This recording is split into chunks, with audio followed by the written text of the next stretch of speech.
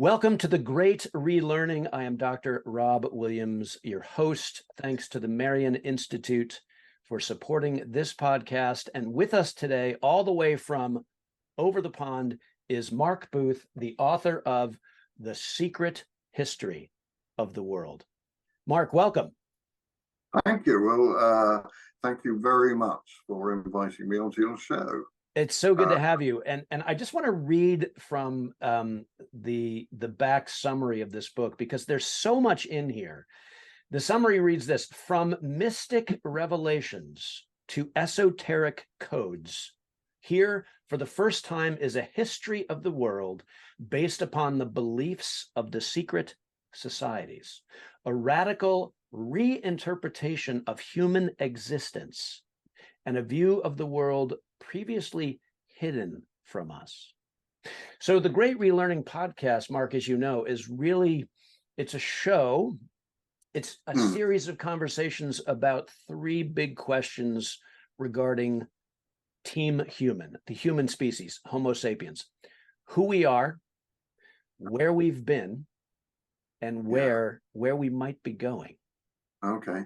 So I wanted to start with this question: why, and it's in red letters here on the book, why the secret history of the world?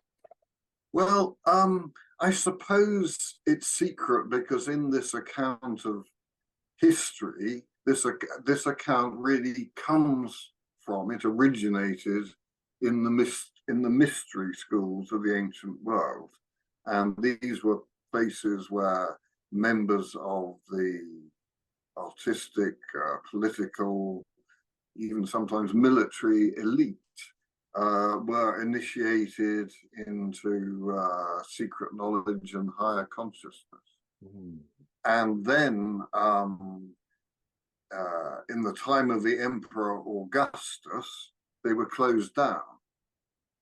The mystery schools were closed down across the world, and this was partly because Augustus was an initiate himself, and so he knew that of a prophecy that the sun god was returning to Earth to start a new dispensation, and he knew he wasn't that guy. So he didn't want word of this to get out, which is why he closed the mystery schools down. So he shut down these mystery schools to protect his own power and legacy, in other words. Yeah, the power of the Caesars. And so what happened then is that the priests who ran the mystery schools, they went rogue. They went further underground, and that's what gave rise to the secret societies. And obviously they were unpopular with the Caesars. They were also unpopular with the church because the views that they were teaching were heretical, according to the church. And also the church very much wanted to keep a control on access to the spiritual, which is, a topic we could come back to later. But we know from history that, these groups surface from time to time. For example, the Cathars and the Rosicrucian Brotherhood. I mean, in the early days, there's a kind of umbrella term called the Gnostics, which is almost so widespread that it's not useful. But what are sometimes called Gnostic Gospels have come down to us, which expound some of these secret teachings. Yes, and within the Christian tradition, these Gnostic, Gnostic, these Gnostic Gospels were essentially stories about Jesus that were not sanctioned by the official authorities. They weren't legitimated. Is that right? Yes, that's right. And they tended to be more intensely mystical. I mean, I think that biblical scholars would agree that St. John's Gospel is quite Gnostic in tone. Yes, of the four that made it into the New Testament. Yeah. Yes, yeah, that's right. Yeah, I just wanted. Oh, go ahead. Look, and then you say, I mean, that's the historic account of how it comes to be secret. But another aspect of this is that these teachings are secret because they're dangerous. I think they are to idealism what theoretical physics is to materialist science. Oh, we'll have to come back around to that. and in the same way, they're open to abuse. So you know, I don't know if you've seen that the great Oppenheimer movie, but it's a masterpiece, and you know that just shows why sometimes it's good to keep stuff secret. Yes, this is director Christopher Nolan's new 3-hour epic based on the book American Prometheus. Yeah, back in around the same time that you wrote this book, actually. I wanted just to, because we're talking about the secret history of the world here and these mystery schools. Again, the back of the book is helpful in that it gives names to these mystery schools, many of which I had heard of as a historian by training for 30 years, but didn't know much about, which is why I found your book so intriguing. We're talking about alchemists and alchemy, Freemasons, the Illuminati, the Knights Templar, the Green King, the Neolithic Alexander, Gnostics, as you just mentioned, and shamans, the rise of the Magi, Francis Bacon and the Green One. You mentioned them a moment ago, the Rosicrucians, the Seven Seals and the New Jerusalem. I mean, this is just a stunning sort of historical tour de force of this secret history of the world humans have been involved with for millennia without us really, most of us really even knowing, let alone understanding what was going on here. Can you say something about, you used this word initiates a couple of times. What does it mean to be an initiate into these? Can I climb into that by saying something about the mystery schools? Yes. Because I think very broadly there are two types of secret society. There are secret societies, say like the Freemasons, where we all know they exist. We all know where they hang out. Yes. But we don't know what they're doing in there. And then you know, the Knights Templar would be another example of that. And then there are other types of secret societies where we may not even know of their existence. We may have a rumor of it, like the Rosicrucian Brotherhood or the Saramung Brotherhood that Gurdjieff wrote about, and they may be among us. We may be bumping into them day by day, but we don't know who they are. We don't know where they hang out. So there are two different types of secret society, and the mystery schools are very much of the first type, because in the ancient world you had the great public temples, many of which survive, and then you have these mystery centers or mystery schools to which only the elite were admitted, and they were very secretive. To try to break into one of these enclosures would be punishable by death. If you were initiated, I'll describe that process in a moment, and then if you told people about it afterwards, that was punishable by death. So inevitably, what we know about them is a little patchy. But many of the great figures, particularly in Greek and Roman society, were initiates. Plato, Aristotle, the poet Pindar, Aeschylus, Sophocles, Euripides, the Roman statesman Cicero, many of the Caesars, and some of them have left behind hints. What all the hints seem to agree on is that when you completed this initiation process, you knew without a shadow of a doubt what was going to happen to you after death, because you had experienced it.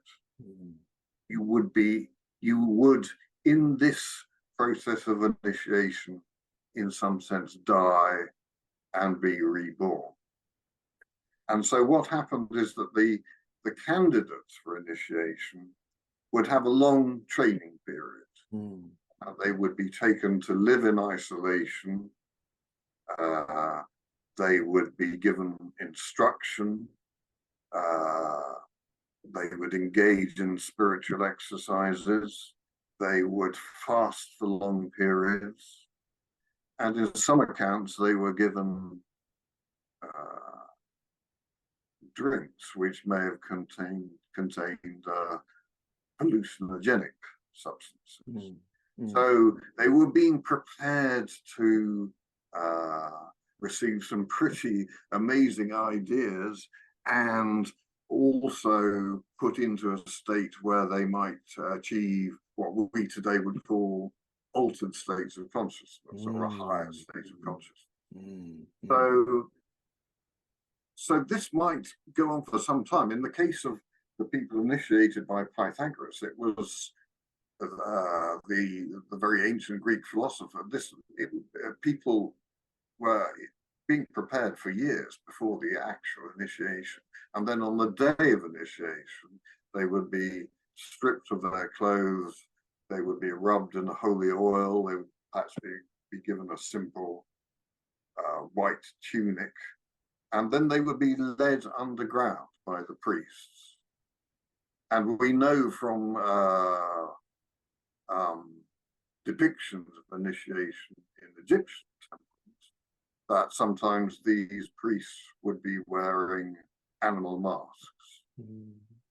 So you would be led down these very dark, narrow passageways by the priests, and it might go on for miles.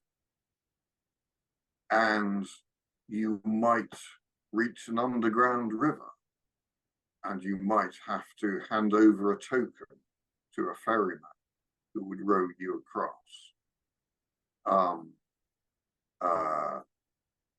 You might find yourself, you would undergo certain tests. You might find yourself menaced by monsters.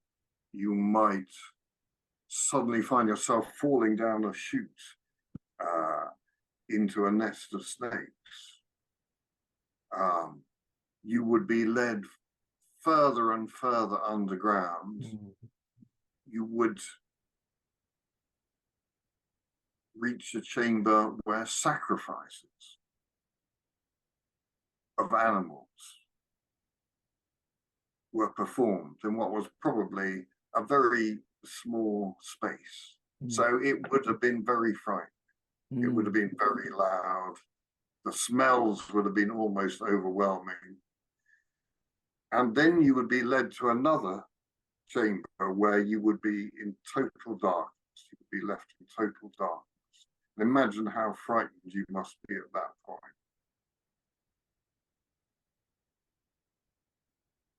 And then certainly in some of the initiation ceremonies, you received a sudden blow to the forehead, which would knock you over.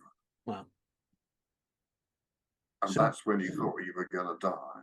Yeah, and this is all in the service, as you said, and I'm putting on my Christianity hat for a moment, of being born again, of being ceremonially dead and then reborn. Is that yes, that's right. That's right. You were in a sense dying to the world at that moment in that completely dark room. Yeah. And then you would see a light, and you would be led upwards again, and you would be led into a light-filled chamber. And in that chamber, people believed they were meeting the gods. Now, Cicero, the Roman statesman we mentioned earlier, said that all the great things that came out of Athens came from the mystery centers. And that includes the statuary. The statues of gods were made in the mystery centers so that the spirits of gods could inhabit them. And even in the public temples, the statues of the gods were thought to sometimes speak, because they were created as a body, like a physical body for God to inhabit. Yeah. Also, drama. All the drama we enjoy today on stage, and film, and television, that comes from these mystery centers. And the earliest examples we have are by playwrights like Aeschylus and Sophocles and Euripides, who were initiates. And I think probably what was happening is that there was a kind of immersive performance that the candidate would find himself taking part in this play, surrounded by what he believed were divine beings. And this was an experience as a vision of the afterlife. The candidate was being told what would happen to him. And then a very interesting thing happened, because at the end of the performance, everyone clapped. And they clapped as a way of driving away evil spirits. And that is why we clap in the theatre, and that's why we don't clap in church, because we don't want the spirits to go away. Wow. So clapping is a form of sort of breaking the spell, if you would, and driving the spirits away. So, so the secret history of the world, as you just so beautifully described it here, it seems to me is about sort of conspiring, breathing together to inspire, to breathe new life into human intention, purpose, and being. And these initiates, and in your book, so many names of so many well-known historical figures who, as you just gave us a few, were involved in these mystery schools. And so these initiates who come out of these schools are leaving behind these powerful team human legacies. It seems to me, in a way, to sort of optimize us as a species, to sort of call us perhaps to a higher or more noble purpose. Is that, am I stretching? Yes, absolutely it is, because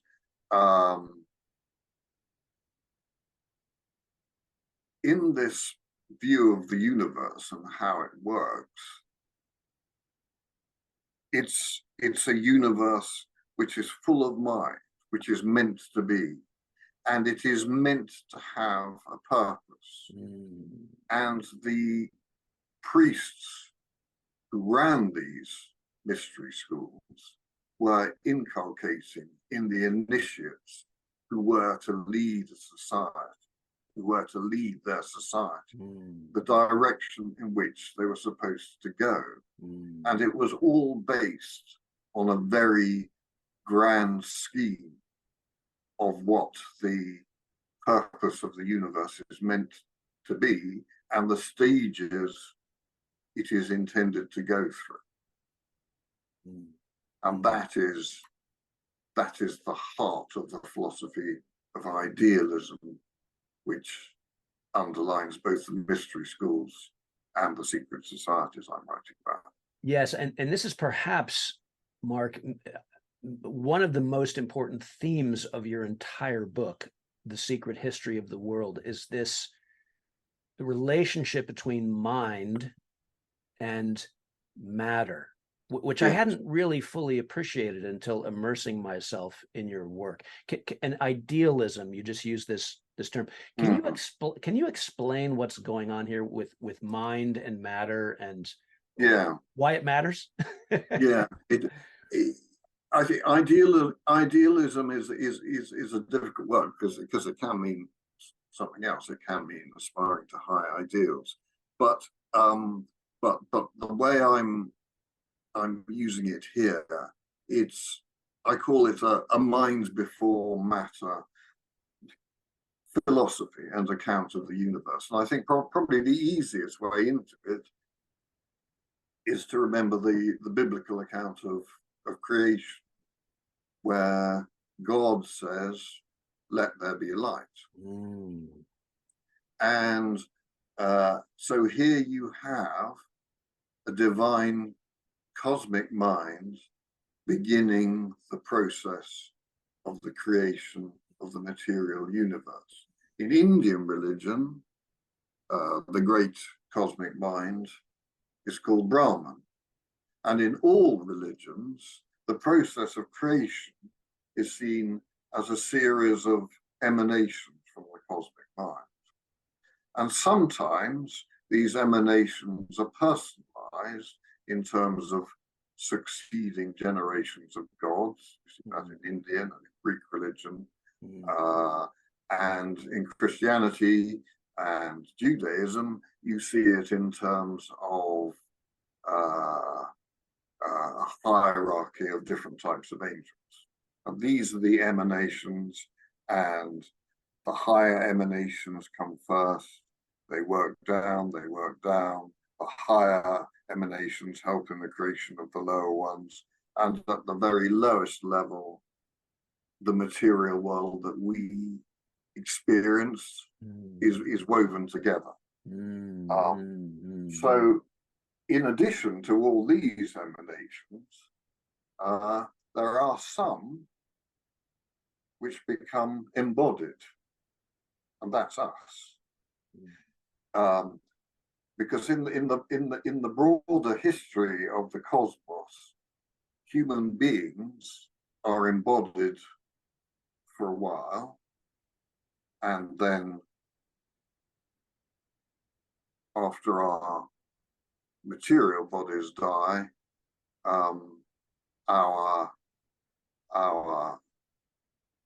we continue in a disembodied state.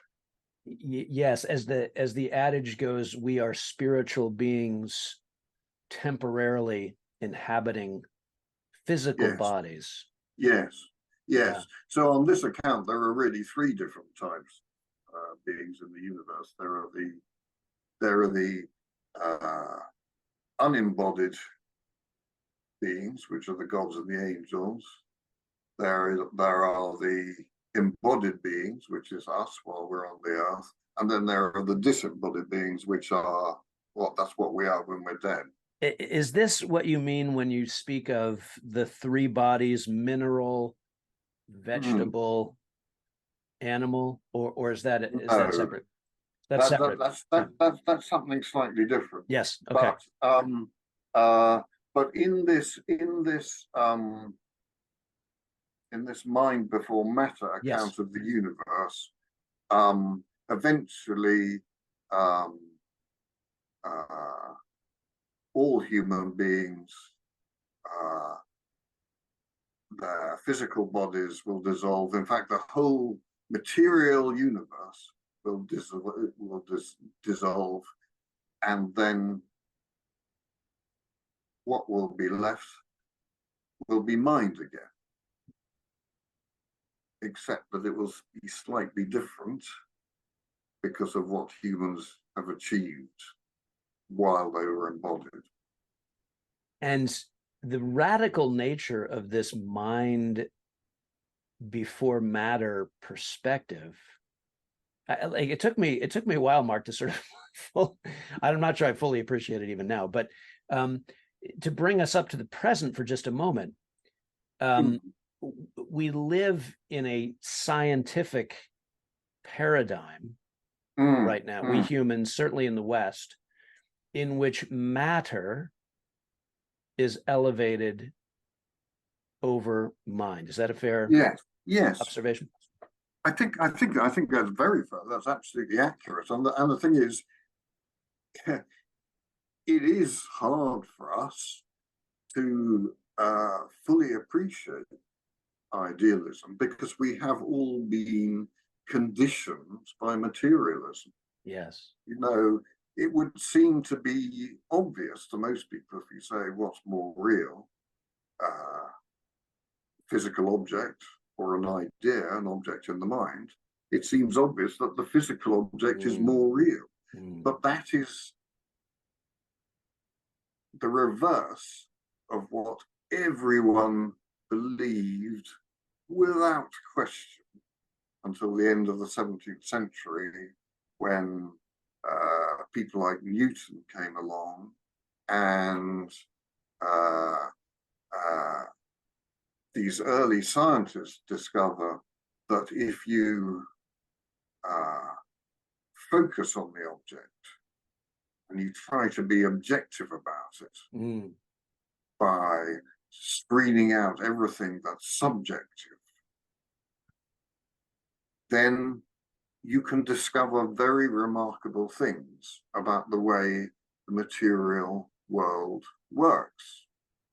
And Newton and Boyle and Hooke and the scientists who followed in their footsteps. Oppenheimer, exactly. They did discover wonderful, extraordinary things about the way the physical world works, and they transformed human lives. Our lives are so much safer and more comfortable and in many respects so much happier than they were before the scientific and industrial revolutions. And only an idiot would deny that. But it's come at a cost. And I think the cost is that we find idealism hard to understand. And I think it's giving us a very distorted account of the human condition. And these two are very different universes. In the universe of idealism, there is a vast ocean of mind, and in it there's a very tiny, temporary little island of matter, which is just a blip, really. It will be dissolved, and then we'll be back in the ocean of mind. In the materialist, or sometimes called the physicalist account, the universe is a vast ocean of matter, and there's just a tiny little temporary island of mind in it, which is a fluke, which has come about in an extremely unlikely way. It has evolved out of a warm organic soup in a planet which just happens to be the right distance away from its sun to make this possible. And those are very different universes, and you might expect that living in one, which is drenched in mind and alive, and another which is dead, and which is really a matter of atoms bumping into each other like billiard balls, a combination of chance and the laws of physics. You might expect that living in those different universes would be very different experiences. You might think that if you were brought up in the universe of materialism and suddenly parachuted into the universe of idealism, you would think, wow, this is weird. You'd probably think that you'd like one of the candidates for initiation in the mystery schools unwittingly ingested a psychoactive drug, because it would be very different. And how would it be different? Well, I think there are different types of ways it's different.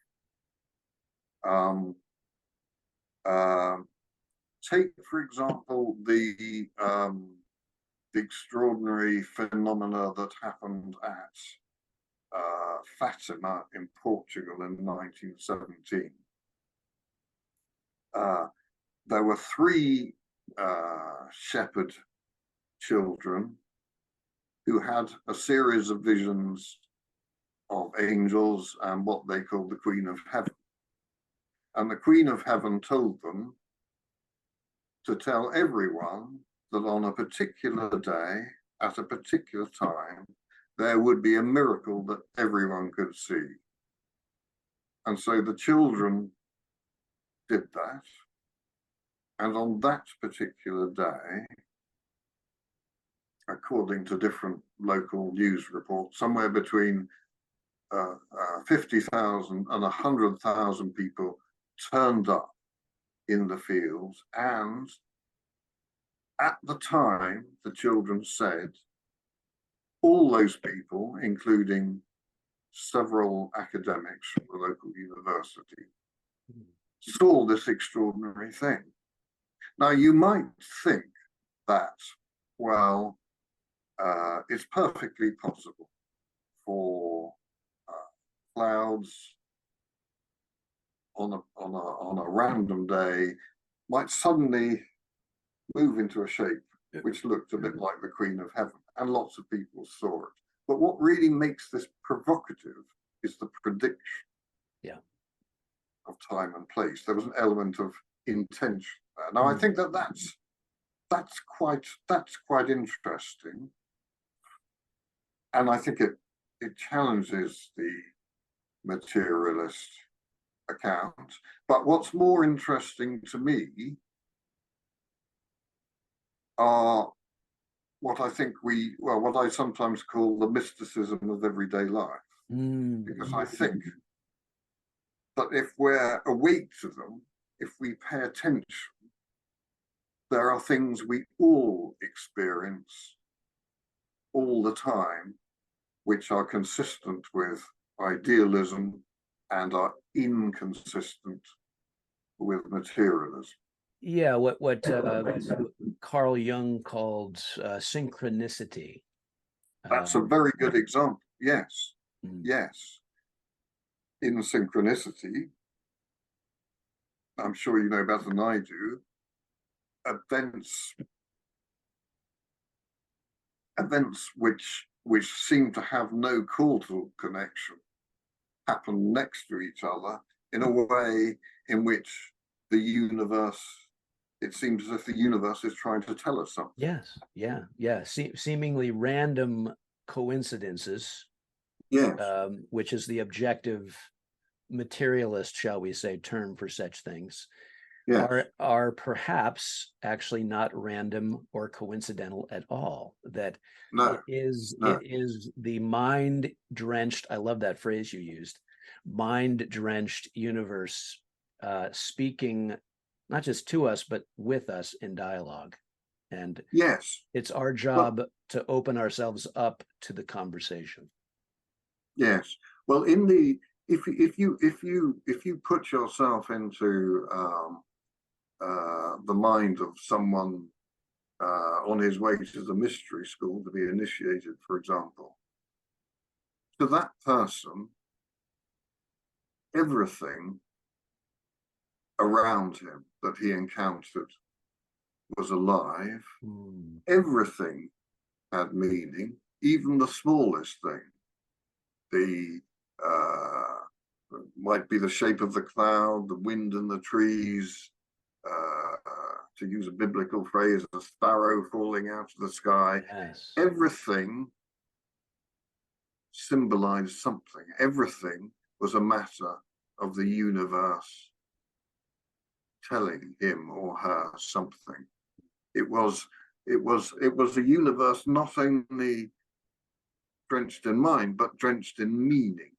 Everything that happened had several different layers of meaning. If he saw an owl in the tree, that wasn't just a symbol of the goddess Athena, goddess of wisdom. That was Athena, poking her finger into the material world and saying, pay attention. To use your word of a few moments ago, an emanation. Yes. I Yes. love that word. I hadn't thought of that word, emanation. Yeah.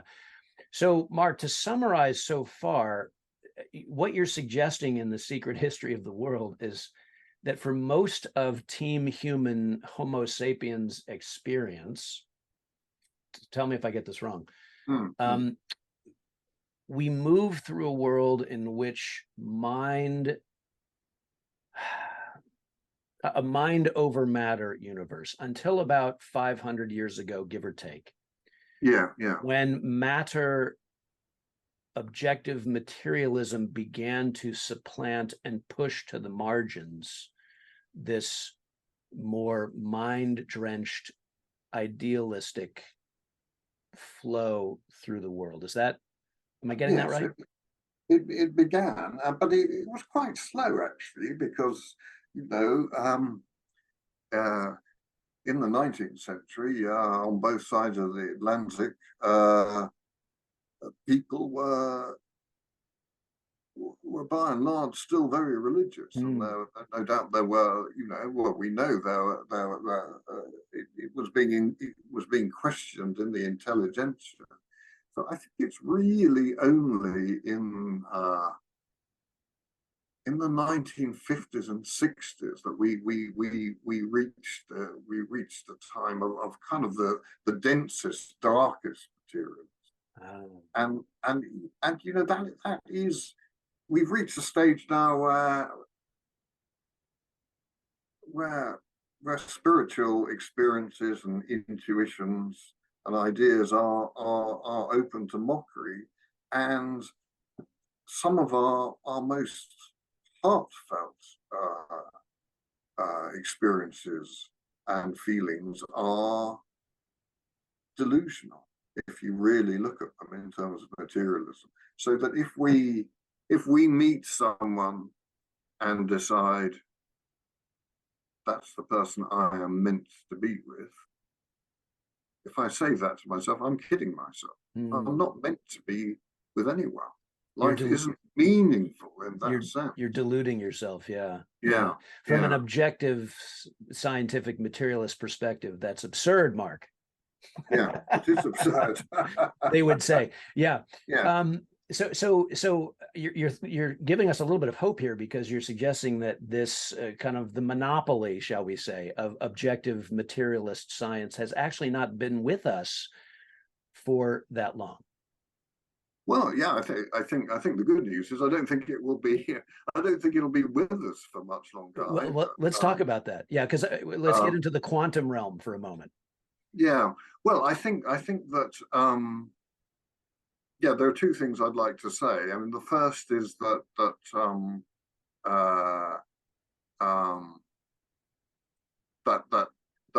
when campaigning atheists beat us about the head, beat spiritual people about the head with science, they're using classical science.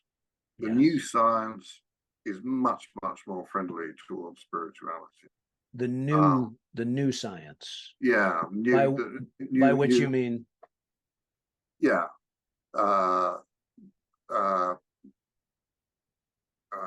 Relativity, quantum mechanics, everything. Well, the science that's grown up in the 20th century and in the 21st century has had an extraordinary boost from artificial intelligence, because scientists are looking at the way that artificial intelligence works, and they're seeing in that new ways of understanding physical processes. And so to many cutting-edge scientists, it seems that the universe may be intelligent in a way which is a bit like the way that artificial intelligence is intelligent. And that's interesting, because artificial intelligence is modeled on our own intelligence. I love those synergies there. So we're talking about sort of the emergence of what some call quantum physics. This is Niels Bohr, Max Planck, Werner Heisenberg, the Heisenberg uncertainty principle, that light is both a wave and a particle, and as soon as you try and pin it down, you can't. And most famously Albert Einstein, of course, probably. Yeah, well, all those guys were really curious, widely read people. They were deeply immersed in the study of religion, including esoteric religion, and because they were finding that the old models of thought just didn't really work if you tried to apply them to the weird things they were discovering. So in fact, I mean, something I am writing about in my new book is the way that they took models from esoteric philosophy, which, as I say, is the kind of equivalent to theoretical physics in idealism, and use them as ways to understand these really strange new phenomena that they were discovering. And they were discovering that the old ideal of objectivity, it just wasn't possible to hold that to hold to that anymore. And one of the major discoveries of quantum mechanics was, whatever we look at, we change. Yes. Yeah. So the participatory observer. Yes. And John Wheeler, the great physicist who was Richard Feynman's mentor, used that word in his hypothesis was what he called the participatory universe. Yeah. And his idea was that although we can't, if I look at this coffee mug, I can't see that I'm changing it. It must be a very small change. But what John Wheeler is saying is that if you take all the observations that all humans have made since they have evolved, there might have been a cumulative effect, and therefore we might have helped mold the universe into the shape we now see. And that's a very esoteric idea, because what they're talking about is, well, we're all very familiar with these days with the idea of that we live in psychosomatic bodies. But if I'm embarrassed, I'll blush. That's a shallow change. Yeah. If I have very bad attitudes over a long period, that might make me ill. Well, what the newer science is saying, what the newer science is saying, is that we live in a psychosomatic universe, and that entirely fits in with the philosophy of idealism as it was taught in the mystery schools. Yes, that mind precedes matter, not the opposite. Yes. And that we actually influence the course of events, influence the unfolding nature of the universe via the power of our individual and collective, as the French might say, mentalité. Yes. And also because we have emanated from God. We are emanations from God. Part of us is an emanation from God.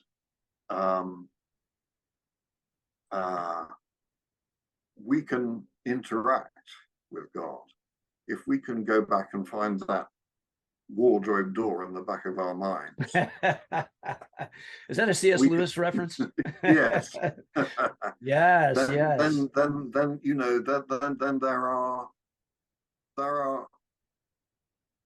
other ways in which we can, beyond just casual observation, in which we can affect the world. Well, and I love your reference there to The Lion, the Witch, and the Wardrobe. Certainly C.S. Lewis, I think, as a philosopher and an author, writer, was very aware. Yes, he was. Well, yes. Well, one of his closest friends was a writer called Owen Barfield, and Owen Barfield was a senior member of Anthroposophy, which is the mystical school started by Rudolf Steiner. Yes. And I think that those Narnia novels are full of Rudolf Steiner ideas, and all the better for it. Well, yes, and you look at all of the popular series, you know, the books we grew up reading as kids, you know, most recently the global phenomenon that was the Harry Potter series. I mean, these are shot through with esoterica and mind over matter paradigms. I mean, J.K. Rowling, you know, tapped into that beautifully. And, you know, and it's so funny because most kids who read them have no idea of anything we're speaking of here. They just know that these books and characters speak to them. Yes. At the level of the unconscious. It's so powerful. Yes. Well, you know, in some very important sense, they're true. Yes. They tell us important things about life. Yes. Yeah. So you anticipated my next question, and I know we just have a few minutes left here, but you pointed to the anthroposophical school. Are there, can you speak to mystery schools today? Are they with us, mysterious or not? I know, for example, some see Steiner as a modern day mystery school practitioner. Some see Jung that way. What's your take? Yes, well, I think they are both certainly very good. They're both very, very good examples. I know a little story about a group of very senior English Freemasons. Freemasonry has always prided itself on being a kind of outgrowth of Rosicrucianism. It believes it has a Rosicrucian stream running through it. Interesting. And in the original kind of myth of Christian Rosicrucians, he is German, so they traveled to Germany because they wanted to find the true occult roots of Freemason. They wanted to find the real deal. And they went to several places, and they met several people, and they were pretty unimpressed. And then they went to one town in Germany, and this guy rose up off the ground and talked to them from midair. Wow.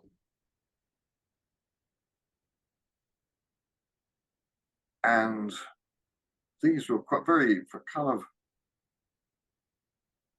very grand English gentlemen. You could imagine what lots of Freemasons are like in London, affiliated to the royal family and all that. Yes. And they thought they probably had found, you know, somebody who had genuine occult powers, but they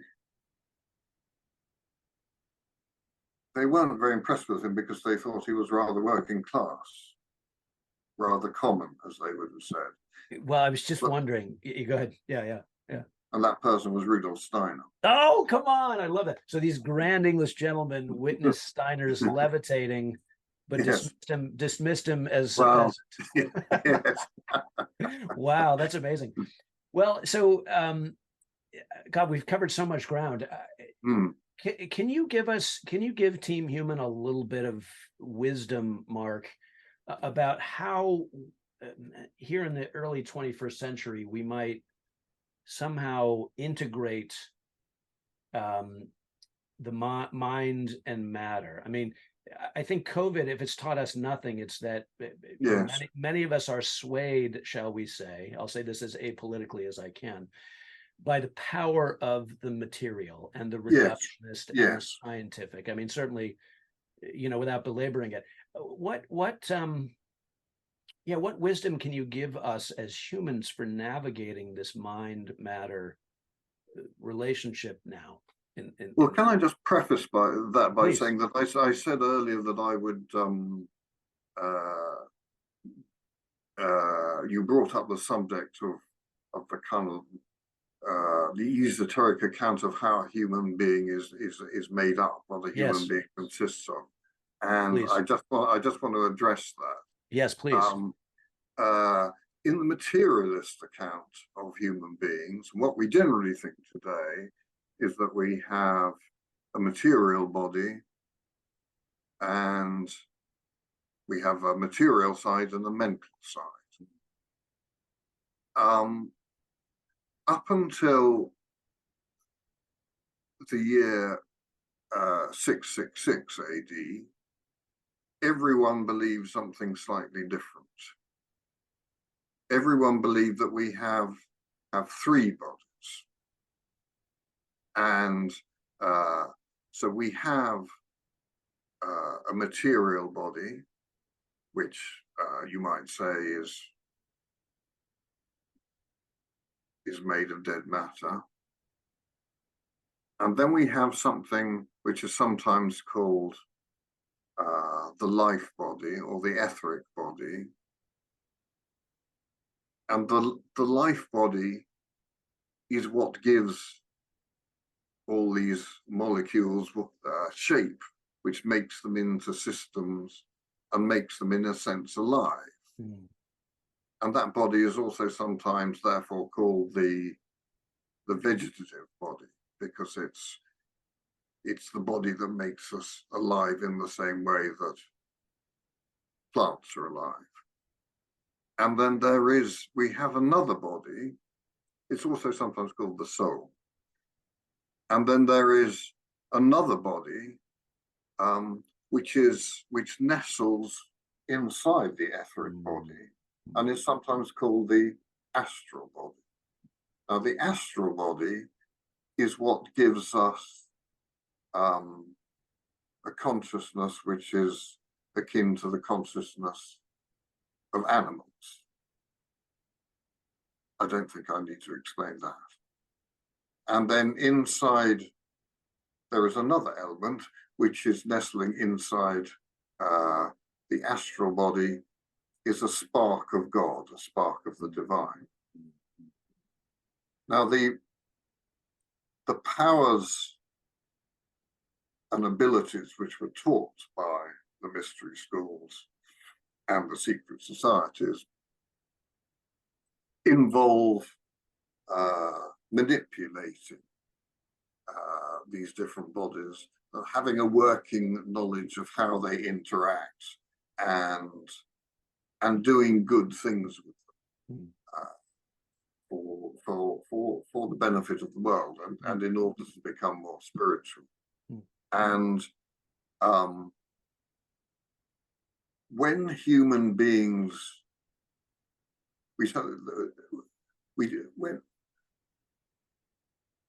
in the Christian doctrine of the fall, we tend to think of that as a fall into sin. In fact, first of all, it's a fall into matter. I described earlier how human beings are a sort of emanation from God, and they fell into matter. And as they fell into matter, matter became more and more dense. Matter wasn't always as dense as it is now. In the stories of myths and legends and the early passages in the Bible, beings, monsters can morph because matter wasn't as dense as it is now. And as the earth became denser, so too did human beings, and the physical material part of their makeup became more dense, and particularly the skull. So our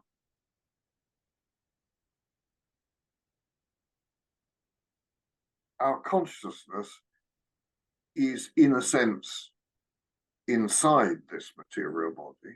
It's not completely, but just bear with this for a moment. It's inside the body.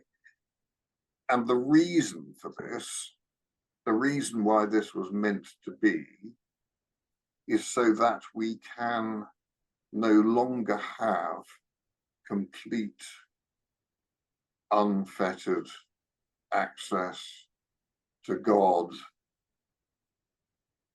and the gods and the higher angels. Because if we knew every moment of our waking lives what God wanted us to do, we would never have developed the unique faculties which we bring to the universe. And these include free will and the ability to think in an abstract and conceptual way. I don't believe that angels, for example, have that. When angels give somebody an important vision, it's normally tremendously richly symbolic. It's not normally expressed in conceptual terms. I think this is something new we are bringing to the universe, and we are meant to do that. So, in answer to your question earlier, we are meant to be in this period of the deepest materialism, to develop these faculties, which we can then go on to apply in spiritual realms. Now, in answer to your last question, for the most part, we don't have access to higher realms because our material bodies cut us off or filter a lot out. But in esoteric tradition, there are some circumstances in which our soul partially leaves our material body, carrying the spirit and the spark of divinity with it. And one of these times is when we're sleeping. Sometimes you hear of people have an experience of floating up to the ceiling. I think that's something else. That's something more extreme. That's something that may happen to people rarely in life when they may have perhaps a tremendously important vision or a vision of death, for example. They may be dying. That's quite dangerous. But every night for all of us, our soul and our spirit come partially out of our bodies. Yes. And go ahead. Yeah, go on. I was going to say, and we know that physically, while we're sleeping, our bodies are actually they kind of lock up a little bit. Right. I didn't know that. Yeah, it's almost as if our self is kind of holding the body still. Right. So that our spiritual body, let's say, can kind of do its thing. Is that? Yes. Yeah. No, that I think that ties in very nicely. So when we are asleep, because our soul and spirit are partially out of the body, that means that angels, spirits, gods can talk to us without the filter. And so you asked me to recommend practices. Yes. Practical things you can do. I think that when you wake up, I do this every morning. When I wake up, I lie there completely still for a while and see what is in my mind, because I think what is there may well have been put there by angels. I think if angels and higher beings are trying to tell us something, they may well use that method. And I actually write in that way. I often find I wake up in the morning and I've been thinking about a problem, a way to express a difficult idea, and it will be there. It will be there very, very clearly. Same.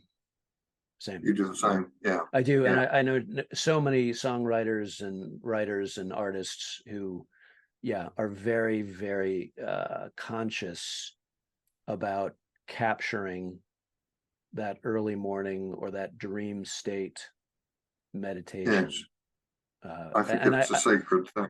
Yeah. Well, I'd never thought of it quite in the way that you put it here, Mark, but that's so beautiful and powerful. And I'm guessing a number of our listeners, our viewers, will maybe nodding their heads at this point, because I think. Well, I think it's interesting because it's an esoteric explanation of an experience we all have, which materialism doesn't really give a good explanation for. Yeah. Wow. Well, and to this last question of what can we take away, what's actionable? It seems like from a close reading of your book, The Secret History of the World, whatever we can do, however we can be more aware of the power of mind with a capital M, whether it's through what the protocol you just described early in the morning, or becoming more conscious and strategic about our breathing, or using, for lack of a better term, mind bending or mind altering substances in a thoughtful and strategic way. I'm thinking of plant medicine, for example. I'm thinking of the 2,000 plus year old yogic tradition of activating the chakras through conscious and strategic breathing and postures to kind of move, from a scientific point of view, move the cerebral spinal fluid up the body towards the crown of the head to sort of turn us into a bit more of a receiver or an antenna. Yeah, I think that those breathing exercises can also help the soul and spirit to leave the body. That's some are intended to do that. Yeah, and then I think of all of the accounts of near-death experiences, the so-called NDEs, near-death experiences, and that again, I think, is an extreme example of what you're describing. However, I think it pulls back the curtain, perhaps, on this mind over matter scenario that you've laid out so beautifully here. Can I give just one little last hint? Yes, please. Which was told to me by an Irish mystic who is this Lorna? Lorna, yeah. Oh, yes. Yeah, who sees angels all the time. I mean, she has a very different form of consciousness, and she told me that. Well, she says we all have a guardian angel. I mean, she would agree with the esoteric account of the human body I outlined. She would say another element is we all have a guardian angel just behind us.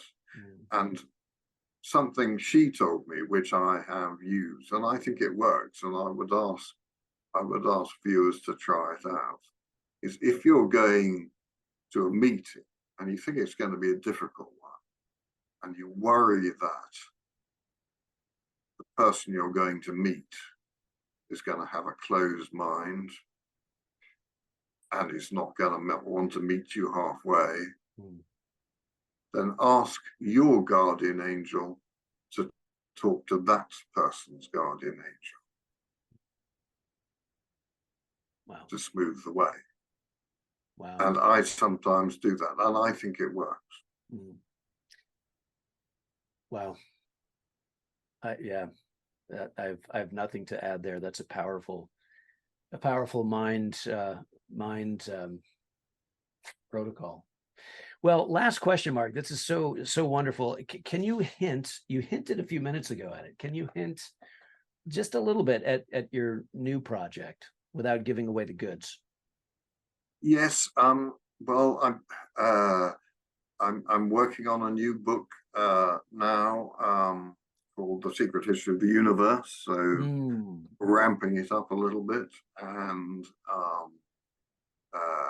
and that is going to involve Niels Bohr and Robert Oppenheimer and particularly Wolfgang Pauli, who was the guy who developed synchronicity with Jung. He was an amazing guy.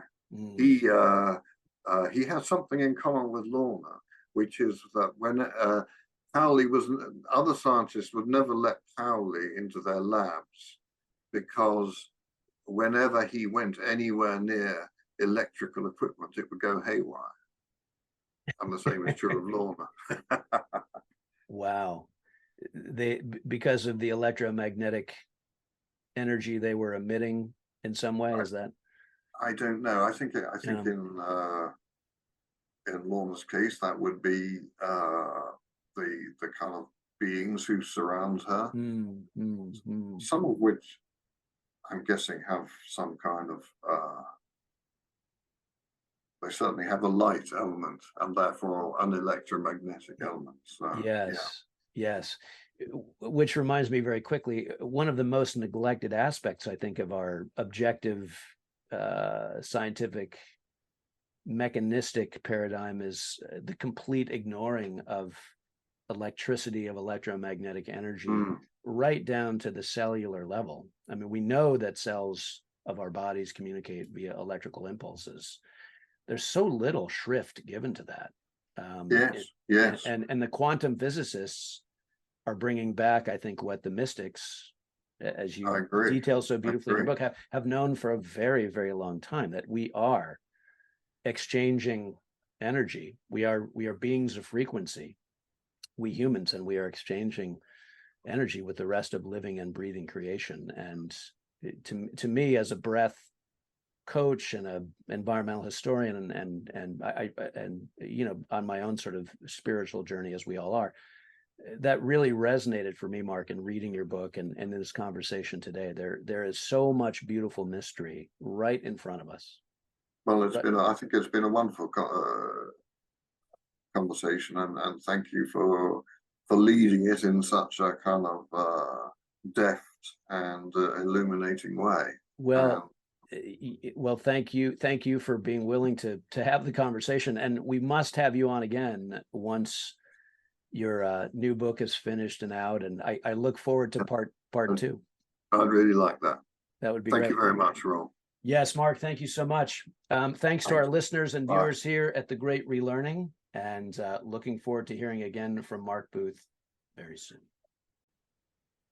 Welcome, everybody, to The Great Relearning Room with the Baldwin Brothers. We have Ian and Philip and Michael. I'm your host, Dr. Rob Williams, and we are discussing here today Mark Booth's book, The Secret History of the World.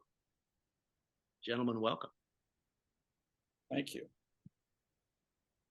So this is our third conversation, Jeremy Lent being our first and Baring being our second. Right. So what do we make of Booth? Okay, brothers, who's leading off? Be perky. It's this leading off business that I think causes us to freak out. All right, I'll just throw out, I had not known and or had forgotten, whatever, that the reasoning behind the mystery schools becoming secret, they were obliged to go underground because of not Augustine, help, the Emperor. Augustus. Thank you very much. Of Augustus. And I hadn't realized that they were driven underground that early on. Nor I. I somehow tied that up as being in the 3rd or 4th century when they closed Plato's school and the Roman state started to become super nasty. So that in itself was an interesting detail, because of course this notion of these kinds of things going underground it's a long story in an ancient history, much of which is traced in Mark's book. Yeah, it even goes back. My notes, and they're now old enough that I've forgotten them, but I had a quick scan of some of them. He talks about the mystery schools were very diverse. We all, I include myself, think of them as basically Greek. Right. They were universal. I think Anne Baring would say universal to lunar cultures. And the Manichaean tradition, the Iranian tradition, I recall Mark Booth saying that they also had to go underground.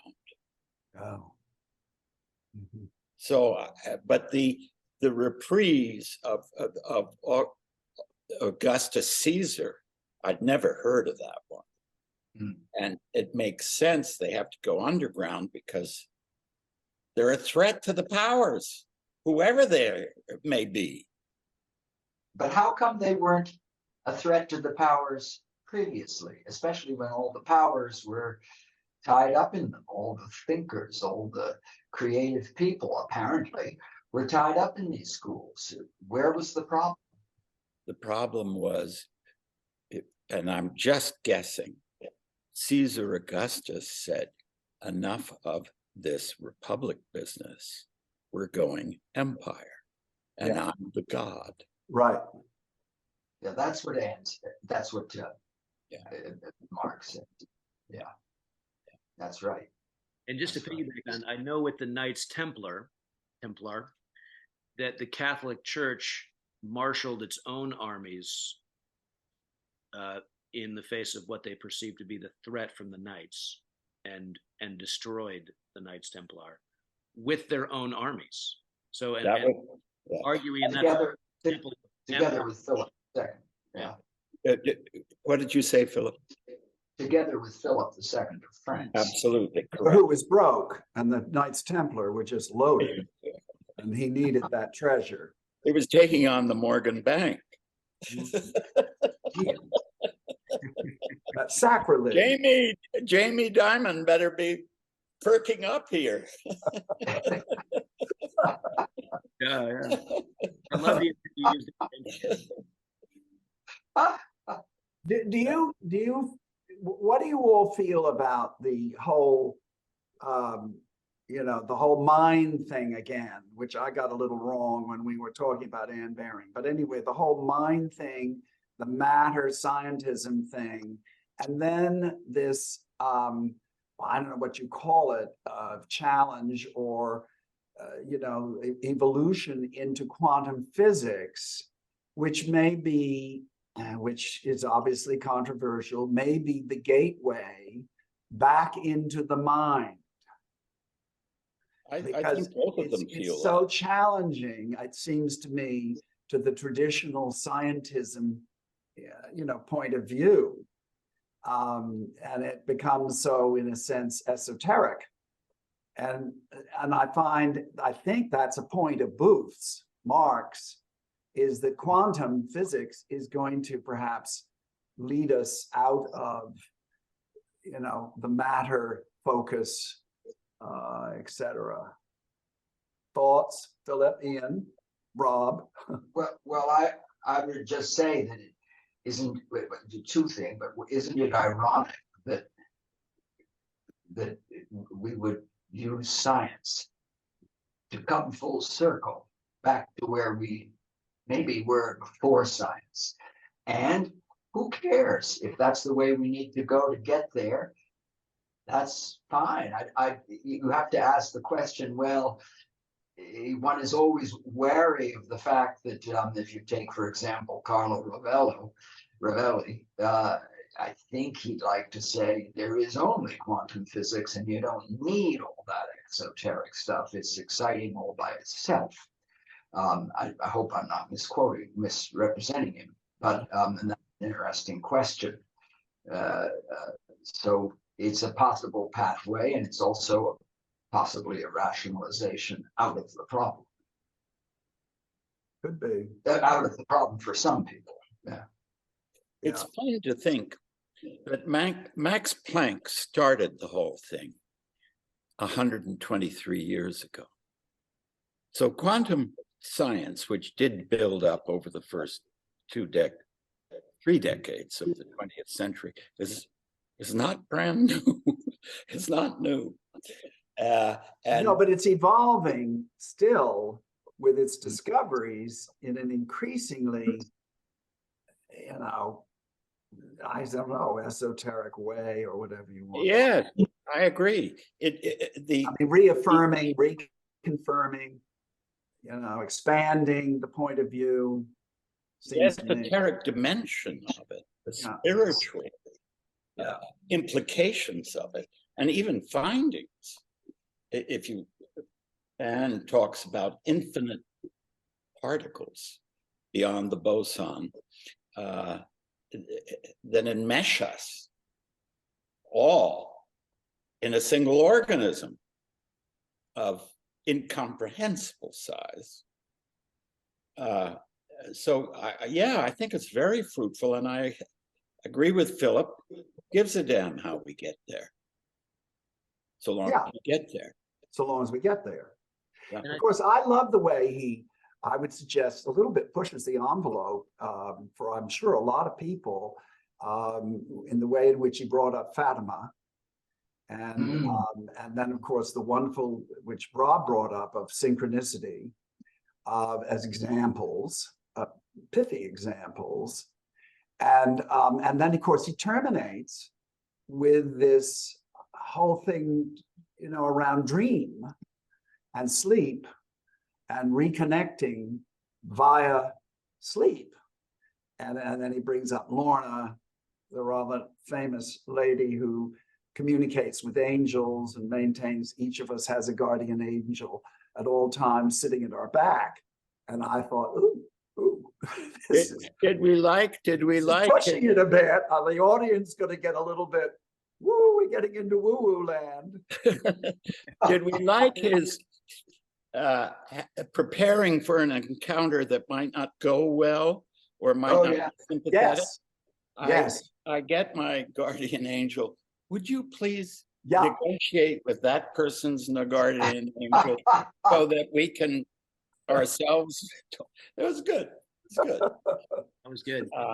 I was imagining, to that point, I was imagining the quantum physicists as being kind of their own somewhat secret school of initiates. It's almost like the quantum physicists over here in this kind of semi-secret huddle are kind of responding to the mechanistic reductionist scientific paradigm by trying to, your words, I think, evolve us and the whole scientific paradigm, to be Kuhnian about it, right, in a more fruitful direction.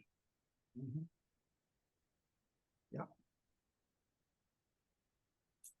Well, one thing I did think about is in your conversation with Mark, and I guess this keeps coming up for me, is always reminding ourselves this larger picture. So I think soon we're going to have Jeremy Narby speaking, and he'll be addressing, we're finally going into all of the indigenous stories. And of course, I believe all of those people would look at us and shake their head and say, what the hell are you all on about? What a lot of mind spinning, and so once again, less so with Anne, but very much so with Mark, this is the Western esoteric. So he says the secret history of the world, and not quite, it's the secret history of the Western world. Okay, I think Muslim and Arabic culture fits into the Western world. And of course, that's just one leg of the world story, much of which bypasses all of this stuff, which I know we're going to get into. But it's always important that we remember that we aren't self-referential in terms of our own DNA culture. And that is something I guess I find myself thinking about a great deal. And that takes us back to our first conversation around Jeremy Lent and Neo-Confucianism and so on. Right. Yeah, and Philip, you've always been really good at reminding us of that. And I was thinking of Lent and Neo-Confucianism as you were speaking. Yeah, we need to keep the circle of inclusivity as broad as we possibly can around the world with these conversations. It's pretty hard because we're hardwired. We're pretty hardwired in our culture. And to make it more complicated, we've managed to put our little boot in the rest of the planet so that everybody's bought in. Nearly. Rob or Philip, because Philip, you had a meeting with Mark. I'm really quite intrigued about his next book. And what is the title of it, Rob? The secret history of the universe, right? Yes, the secret history of the universe. It was tip of my brain. The universe. Did he talk about it when you saw him, Philip? No. He didn't want to. Oh. He mentioned it was happening, but that it was off the table. For the benefit of our listeners, I would like to say that if anyone has curiosity about the mystery school, it isn't told in a linear fashion in the book. It's spread throughout all, 500 plus pages. But you learn more about what went on in a mystery school than you'll learn in any other book I've read. And I grew up fascinated by this, and the mystery was a complete mystery. Yeah. And in Rob's interview with him, he does a synopsis that alone is worth, it's a doozer. A doozer. That was that was maybe my favorite part of the conversation. It was yeah. So I think we got a very good introduction into the Western esoteric tradition. It covered actually no more than 1/10 of the story, because the story goes on and on and on up to Steiner. Right. Yes. Right. Steiner levitating. Yes, that was good, wasn't it? Wonderful. I've never heard that one. Yeah, that was amazing. Yeah. And Mark did mention, I think, the secret history of the universe will address, among other many topics, I think, the quantum. I think that's why he's writing it. Yeah, that's what I understood him to say. Yeah, he alludes to it, and he's definitely kind of dancing around it a little bit because he wants to be a bit proprietary, but he did tease us a little bit, and I got excited about that idea of doing in this new book for the history of science what he's done for the mystery schools. Well, we just have a few minutes left. Any other reflections on Mark Booth? I was very interested by his referencing this fellow Nassim Haran. Have I got that right? The physicist. Say it again.